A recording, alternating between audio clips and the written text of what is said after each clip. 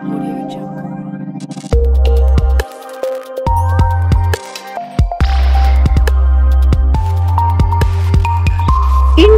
TV9 news Maharashtra.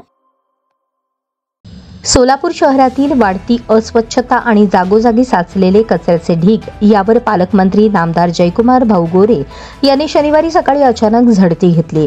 त्यांच्यासोबत आमदार देवेंद्र कोठे, भाजप शहराध्यक्ष रोहिणीताई तडवळकर, महिला मोर्चा अध्यक्षा रणजिताताई चाकोते, मंडल अध्यक्ष अक्षय अंजिखाने आदी मान्यवर उपस्थित होते।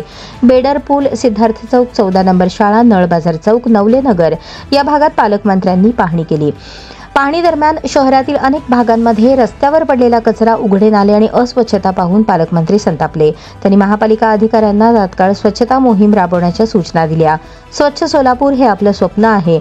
नागरिकांच्या आरोग्यास धोका पोहोचेल अशी परिस्थिती आम्ही कदापिही सहन करणार नाही, असे पालकमंत्री जयकुमार गोरे म्हणाले।